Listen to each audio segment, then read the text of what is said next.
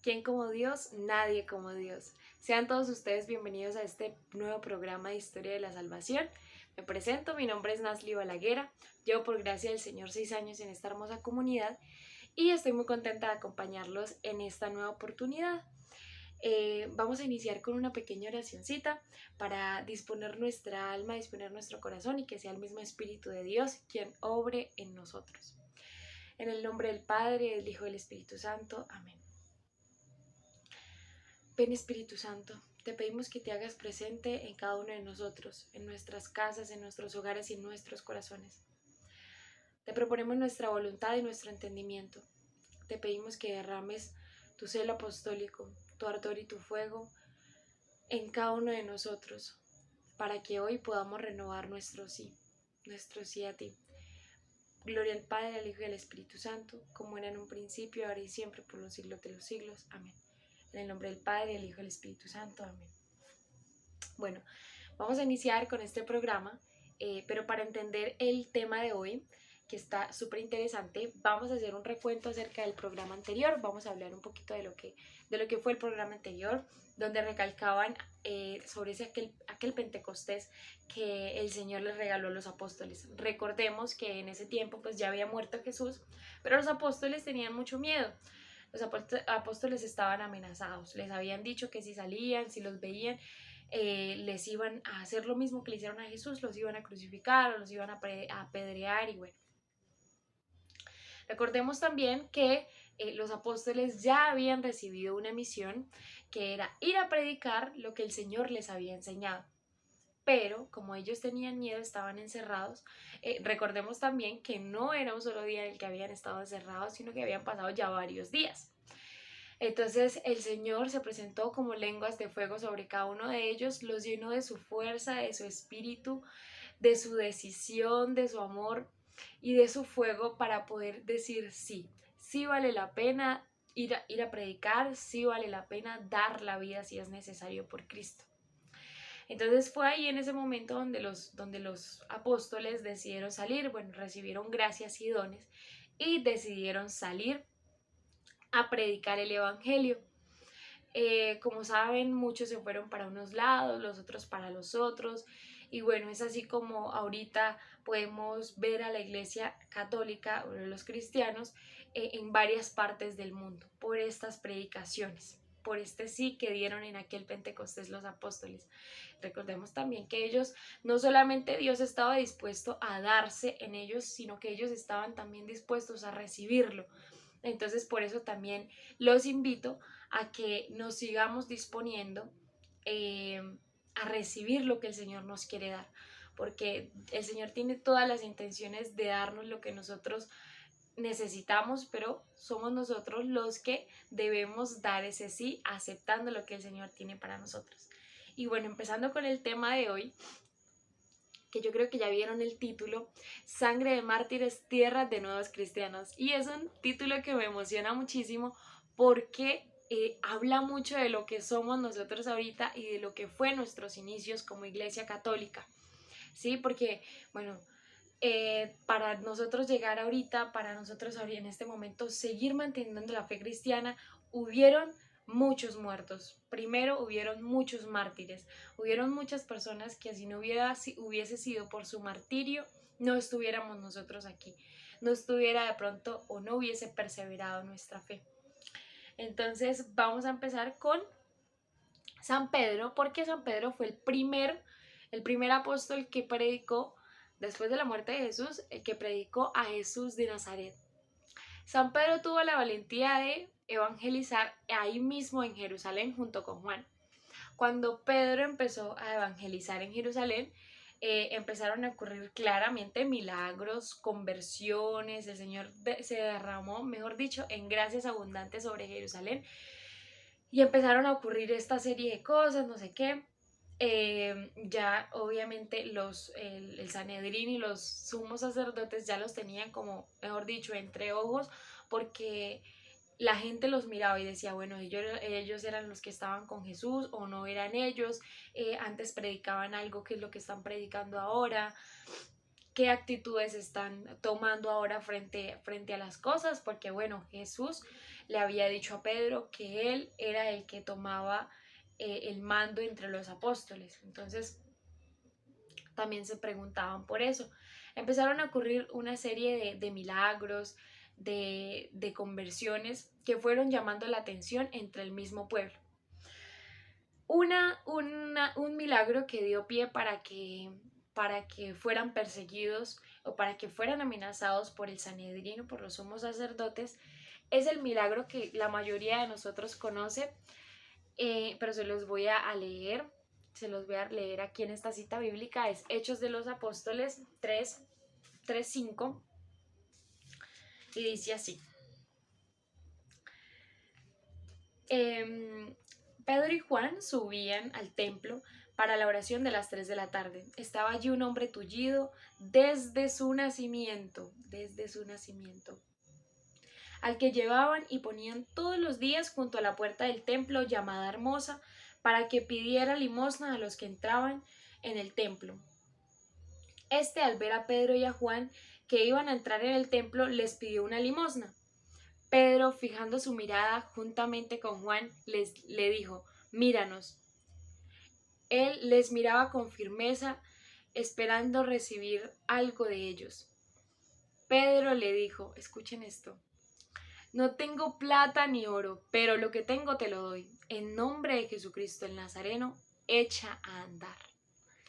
Y tomándole de la mano derecha lo levantó, y al instante sus pies y tobillos comenzaron a andar y cobraron fuerza.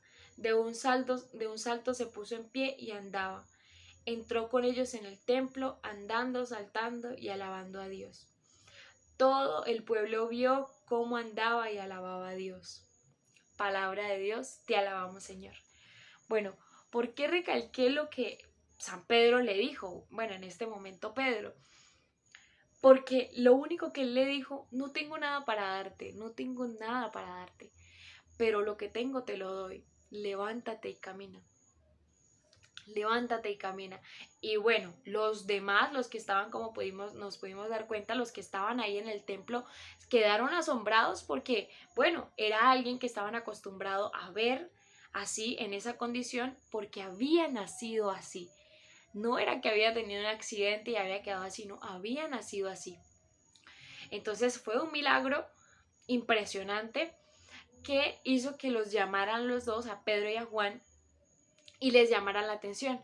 Les dijeron: no queremos que sigan predicando a Jesús el Nazareno, porque les va a caer todo el peso de la ley de Dios. Pero ni más ni menos, ni cortos ni perezosos, ellos siguieron con su evangelización, porque la respuesta de Pedro ante esa petición de los sumos sacerdotes fue: no debemos de obedecer leyes humanas cuando debemos obedecer leyes divinas. Esta frase me impresiona muchísimo porque es nuestra vida, lo que nosotros debemos tener en cuenta siempre. No nos dejemos llevar por lo que dice el mundo. En muchas ocasiones lo hacemos, pero no debemos dejar de obedecer las leyes divinas por obedecer las leyes humanas. Cierro paréntesis, continuamos. Entonces, ni cortos ni perezosos siguieron predicando. Como les decía ahorita, como les contaba ahorita, ya los sumos sacerdotes, mejor dicho, los tenían entre ojos y decían: caramba, ¿qué vamos a hacer? Estos nos van a correr a la gente, están convirtiendo a muchas personas, porque recordemos también, y en Hechos de los Apóstoles también nos lo cuenta, en Hechos de los Apóstoles capítulo 2 versículo 14, la primera predicación de Pedro, donde convirtió a 3,000 personas, Pedro, un hombre normal, un hombre común y corriente, un hombre como nosotros, es más, era un pescador, nunca había predicado, o sea, nunca había cogido la batuta y dirigido algo, nunca. Y en su primera predicación convirtió a 3,000 personas. Eso es pura gracia de Dios. Y también para que nos demos cuenta de que el Señor no llama a las personas que tienen ciertos dones, ciertos carismas, de que, ay no, esta sí puede hablar, se le facilita hablar con las personas o esta persona tiene la gracia de poder llegarle a los demás. No, o sea, el Señor nos utiliza a todos y a todos nos capacita para esta misión, porque todos tenemos esta misión, predicar el Evangelio. Entonces, abro paréntesis, todo lo que vamos a ver en este programa de hoy lo podemos encontrar desde Hechos de los Apóstoles, o sea, todo este libro de Hechos de los Apóstoles, que de verdad les recomiendo que lo lean, porque aparte de ser historia, es tradición, es nosotros, es como empezó esto que estamos viviendo en este momento como católicos. Entonces, nadie ama lo que no conoce, entonces por eso los invito a que le echemos una repasadita a esos Hechos de los Apóstoles, que es una completa locura, son aventuras impresionantes. Y también vamos a tocar algunas epístolas o cartas de San Pablo, entonces para que también les echen una repasadita. Bueno, cierro paréntesis.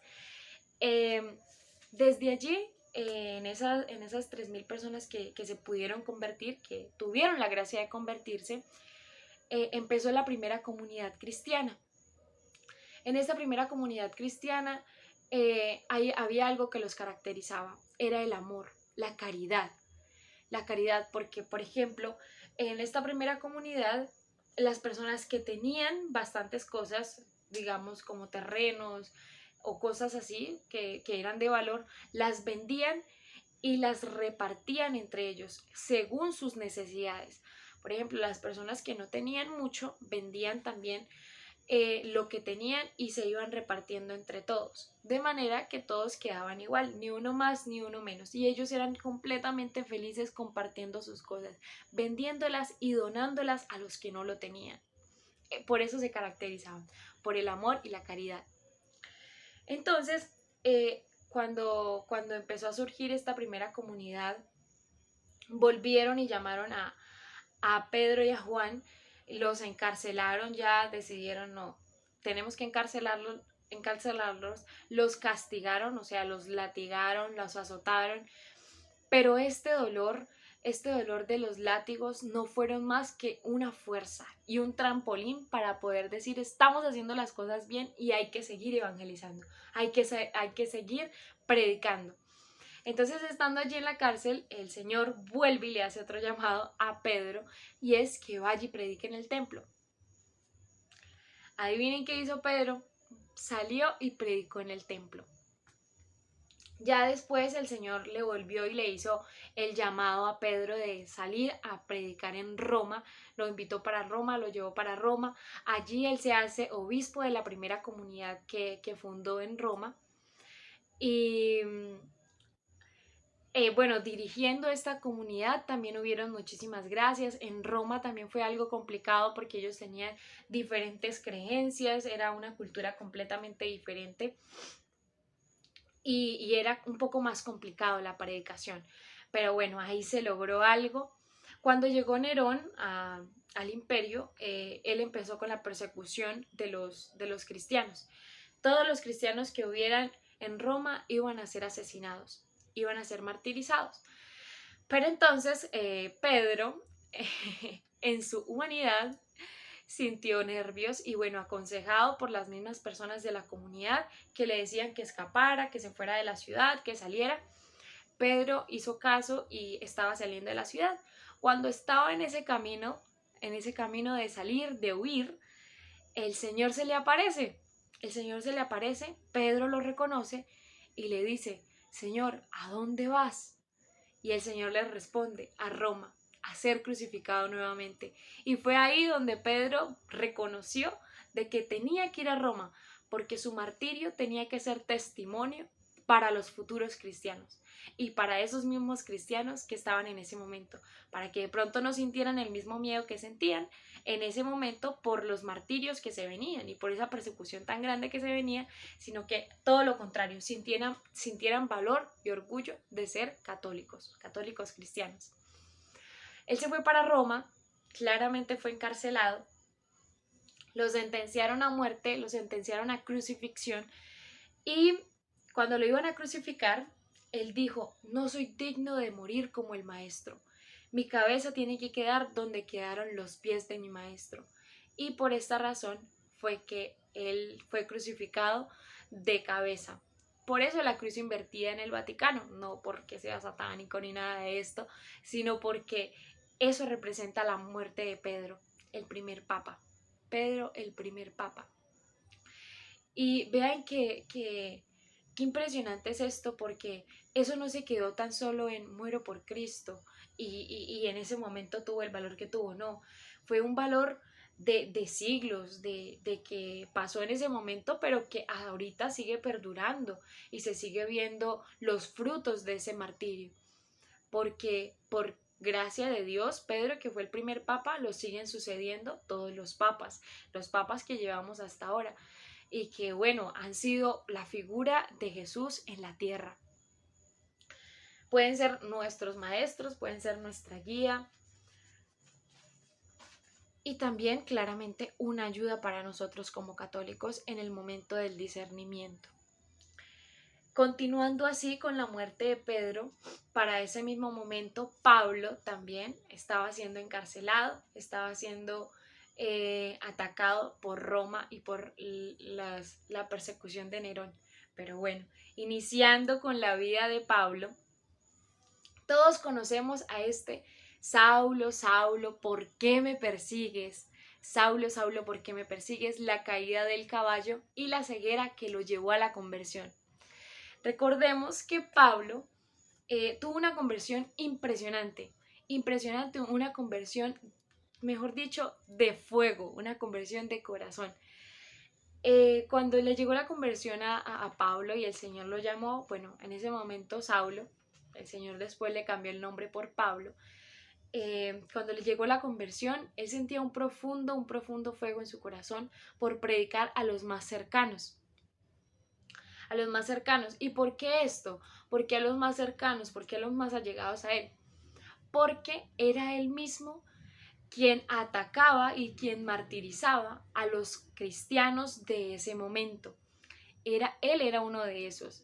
Entonces miren qué impresionante que el Señor nos llama a todos, solamente es que nosotros estemos dispuestos a decirle sí, a decirle aquí estoy, Señor, como lo hizo ese Saulo, que mejor dicho estaba completamente inundado de anticristianismo, Bueno, el Señor lo llama y le hace la invitación a la predicación y le dice que tiene que ir a varios lugares a predicar el Evangelio. Y Pablo dice, sí, Señor, aquí estoy. En ese momento él se va a Atenas a predicar y allí era muy cuestionado. ¿Por qué? Porque, bueno, en ese momento, en ese lugar ya existía la filosofía, ya existían los filósofos y cuando él quería predicar lo cuestionaban muchísimo. Y él veía que los que él predicaba, que eran sus más cercanos, lo rechazaban mucho y él sufría por la idolatría que había en ese momento, porque bueno, en ese momento, como les contaba ahorita, solamente se creía en lo que la gente quisiera creer, en diferentes dioses, y como ellos, como los filósofos estaban tan acostumbrados a escuchar creencias diferentes todos los días, entonces como que no le prestaron mucha atención a esta predicación de Pablo. En ese momento, Pablo empieza a predicarle a los judíos y a los no judíos, que en ese momento también les llamaban paganos.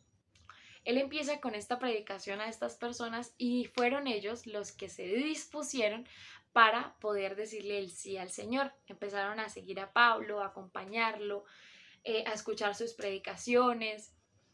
Y Pablo no se quedaba atrás. Qué tremendas predicaciones que se daba.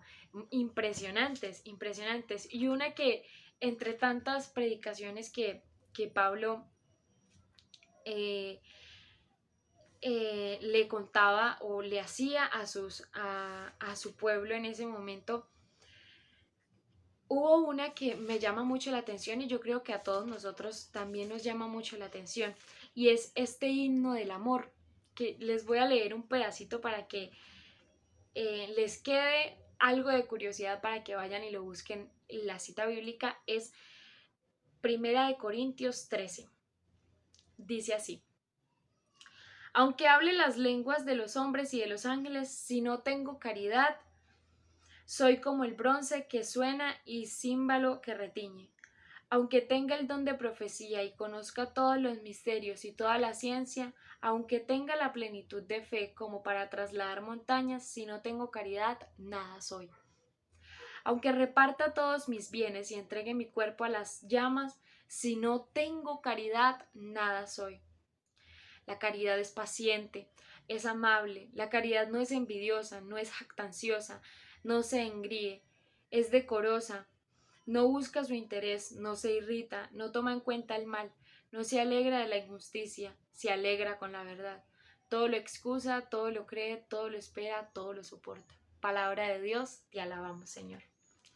Bueno, como lo escuchábamos en esta predicación de Pablo, perdón,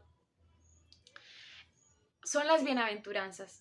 Son las bienaventuranzas, pero Pablo nos lo desglosa de una manera mucho más fácil para nosotros tener como requisitos o algunos pasos para seguir de todos los días. Porque es muy fácil decir, yo quiero vivir mi vida, vale la redundancia, vivir mi vida amando a Dios. Pero esto no lo logramos si no tomamos la decisión todos los días de amar a Dios y de amar al prójimo con las circunstancias que lleva cada día, con los obstáculos que lleva cada día. Por eso Pablo, nos enseña que el amor y la caridad debe ser paciente, debe ser amable, no debe ser envidiosa. Son ciertos tips o bueno, consejos que Pablo nos da para poder vivir el cristianismo todos los días. Les recomiendo que leamos esta partecita de la primera carta a los Corintios, porque de verdad es muy bonito, nos enseña bastante y en lo personal se los digo, a mí me llama mucho la atención y me enciende el corazón cada vez que leo algo con respecto a Pablo, porque él era puro fuego, él era puro amor, él encendía con sus palabras, algo tan sencillo lo transformaba en algo inmenso para las almas. Y eso hace él con sus cartas, no solamente en ese momento, porque bueno, también en la historia de San Pablo y todo lo que tuvo que ver con su predicación, el Señor le regaló 11 años, los cuales él aprovechó para hacer 3 viajes, y no 3 viajes de un mes, de 2 meses, no, viajes larguísimos para poder predicar. En cada viaje visitaba 7 ciudades y bueno, en este momento era muy complicado llegar de una ciudad a otra ciudad, entonces se demoraba bastante tiempo. Visitaba 7 ciudades, 8 ciudades, 10 ciudades, en las cuales no solamente iba por ir, iba por conocer, no, iba a predicar el evangelio y a formar comunidades, como lo fue Corinto, como lo fue también, bueno, en este momento también estaban todos estas personas que lo acompañaban, como Timoteo, como Damalia, y ellos fueron o algunos líderes de sus comunidades, personas que él dejaba a cargo para poder dirigir sus comunidades mientras él no estaba. Cuando ya algunas personas entraban, digamos, como en ese desierto o en ese, como nos ha pasado a todos, como que fue más chica, ya no quiero seguir más, ya estoy cansada, esto valdrá la pena o no valdrá la pena. Y era en ese preciso momento cuando Pablo, ¡pum!, mandaba su carta, allá la leían y volvían y se encendían en el corazón. Volvían a sentir ese fuego y ese amor profundo por Dios, de decir, sí, si nos quieren matar, aquí estamos presentes, porque todo sea por Cristo. En todos estos viajes que el Señor le permitió a Pablo hacer, se formaron varias comunidades.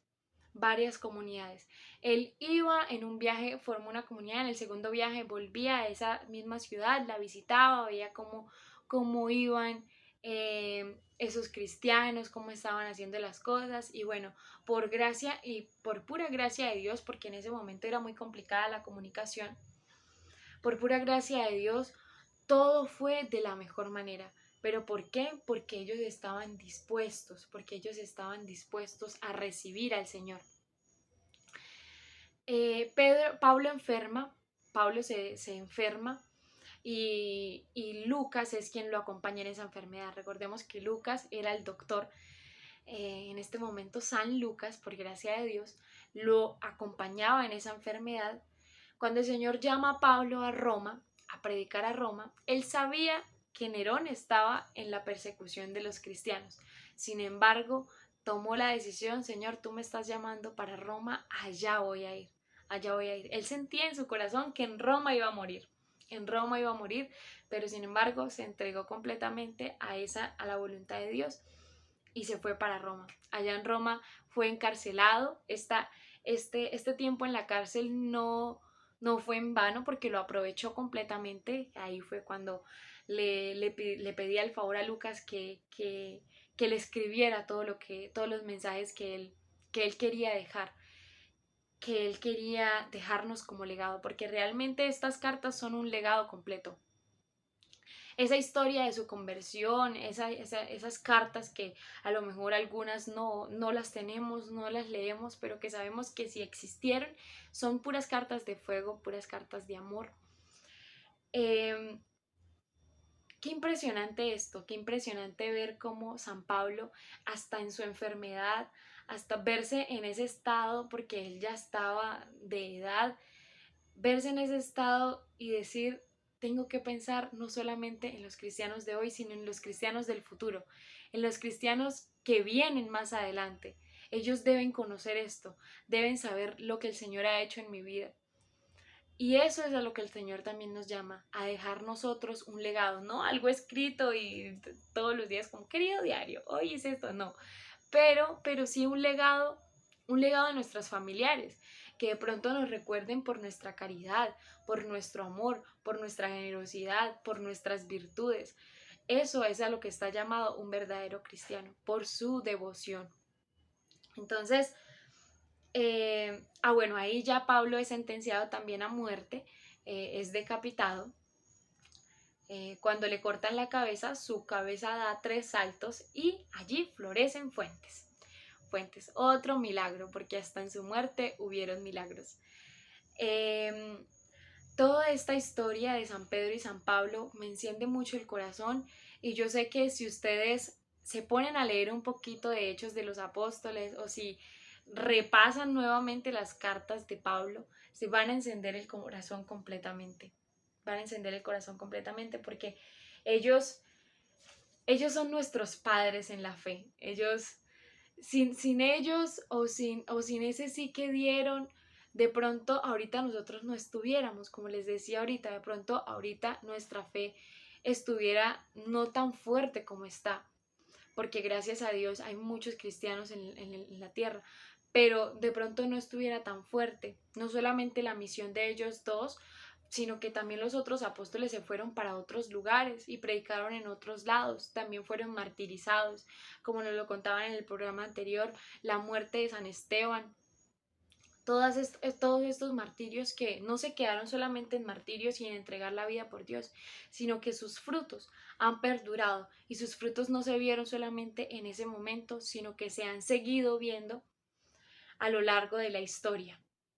Porque yo sé que todo esto y todo ese amor que sentimos nosotros ahorita, y ese amor que sienten las personas que están en los países de Oriente para poder decir somos cristianos, y así nos toque dar la vida, la damos, pero no renegamos de nuestra fe, ese fuego y ese amor que ellos sienten, yo sé y estoy completamente segura que son frutos de los martirios de las personas de esa época, los primeros cristianos. Por eso por eso escogimos este título para este programa, porque nos hace la invitación a que recordemos un poquito de la historia de nosotros, que no solamente ellos hicieron parte de esta historia, sino que todos nosotros hacemos parte de la historia de la salvación. Bueno, y habiendo hablado un poquito de la vida y del martirio de Pedro y de Pablo, llegamos a la última parte de este programa, no menos importante, porque fue un hecho histórico que afectó no solamente a la vida de los cristianos, sino que también a la vida de los judíos, que fue la destrucción del templo de Jerusalén. ¿Qué pasó y cuándo pasó? Bueno, esto pasó 70 años después de Cristo.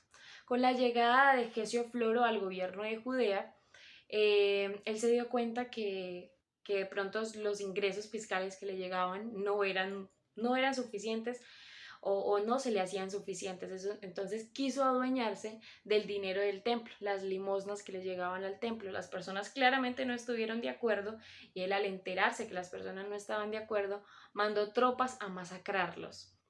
En esta masacre murieron más de 3.600 personas.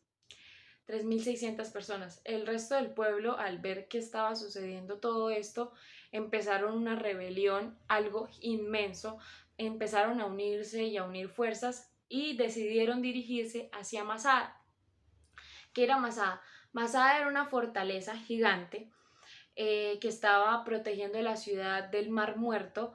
Eso había sido construido por Herodes el Grande para proteger a esta ciudad. Era algo que nadie había podido como derrumbar o que nadie se animaba a atacar porque era gigante. Pero los judíos decidieron dirigirse hacia allá. Claramente lograron derribar eso, lograron ganar esa parte de Masada en el Mar Muerto, pero no fue suficiente porque los romanos también decidieron contraatacar. Mientras esto pasaba en Jerusalén, el sumo sacerdote también participó de esta rebelión, hizo parte de esta rebelión cancelando todos los sacrificios que le tenían al César. Y entonces como el sumo sacerdote se unió a esta rebelión, todas las personas del pueblo empezaron a unírsele también, las personas que no se habían unido empezaron a unirse y las personas de Judea y Galilea también se unieron, de manera que todos los romanos que se encontraran morían y de manera viceversa también, porque los romanos cuando encontraban a judíos los mataban. Todo esto siguió pasando, estas masacres siguieron pasando hasta que Castio Caius, el gobernador de toda esta región, decidió mandar a 20.000 soldados. Bueno, decidió mandar no, porque él también viajó comandando a estos soldados, a 20.000 soldados para poder atacar. Lo intentó durante 6 meses, pero no lo logró. O sea, no tuvo suerte en este viaje de 6 meses para poder terminar con la rebelión. Luego Nerón envió a Vespacano para sofocar la rebelión que había. Lo logró, al igual que en otras ciudades cercanas como Judea y Galilea, pero no fue hasta la llegada de Tito al gobierno que se volvió a retomar esto de una manera más seria, porque Tito empezó a construir unas máquinas para poder destruir los muros que habían construido los judíos, que eran 3 muros. Cuando ya los judíos vieron que Tito con sus máquinas había podido derrumbar sus 3 muros, decidieron correr hasta el templo y allí refugiarse, como guardarse, su manera de protección. Pero esto fue fatal, no solamente para las personas que allí estaban, sino que también para el templo. Los romanos llegaron hasta allá, destruyeron todo, mataron a todos. Tito quería dejar en pie el templo de Jerusalén, pero pues los romanos, al ver todas las masacres que habían sucedido, con su rabia y su enojo, decidieron no, quemar todo. Entonces es ahí en ese momento cuando se derrumba el templo de Jerusalén y con él también se cae una época de Estado judío, únicamente judío. Ustedes se preguntarán dónde estaban los cristianos en ese momento. Bueno, los cristianos estaban de la otra parte del río Jordán, entonces casi como que no se vieron afectados. Pero esto también partió en dos porque se empezaron a diferenciar un poco más los judíos de los cristianos. Todas las costumbres de los judíos, algunas costumbres de los judíos cambiaron porque pues ya no tenían templo donde ir, entonces ya sus sacrificios lo hacían como más privados, más encerraditos, como cada uno en su casa. Y así fue como se distinguieron a los judíos de los cristianos. Ya no había como de pronto esa guerra tan fuerte con ellos. Y se empezaron a diferenciar porque los judíos que quedaron fueron muy arraigados a su fe, fueron muy arraigados a sus creencias, y los cristianos sí empezaron a convertir a todos los paganos que se pudieran encontrar, a todas las personas no judías que se pudieran encontrar, y así fue como retomaron y fueron creciendo un poquito más los cristianos. Entonces vamos a hacer la oración final para que el Señor nos siga acompañando en este caminar tan hermoso y nos siga permitiendo conocer un poquito más de lo que es la historia de la salvación, que es la que nosotros hacemos parte. Entonces, en el nombre del Padre, del Hijo y del Espíritu Santo. Amén. Gracias, amado Señor Jesús, por hacerte presente en nuestras vidas. Gracias por la Iglesia Católica. Gracias por el sí de los primeros cristianos. Gracias por el sí de las primeras comunidades. Gracias por hacernos católicos. Permítenos vivir esta fe, permítenos vivirte a ti. Permítenos conocer un poco más para poder amar un poco más. A ustedes, San Pedro y San Pablo, también les pedimos que intercedan por nosotros, intercedan por nuestra fe, intercedan por nuestra conversión y nos den ese mismo fuego y ese mismo amor que ustedes sintieron para poder dar la vida por Cristo, para poder negarse a ustedes mismos solamente por amor a Dios. Gloria al Padre, al Hijo y al Espíritu Santo, como era en un principio, ahora y siempre, por los siglos de los siglos. Amén. En el nombre del Padre, del Hijo y del Espíritu Santo. Amén. Los invito, obviamente, una vez más a que no se pierdan el próximo programa de Historia de la Salvación, y si se han perdido alguno de los programas anteriores, les invito a que los revisemos, a que los veamos para que no nos perdamos y sigamos el hilo de esta historia de amor. La gracia del Señor esté con cada uno de ustedes.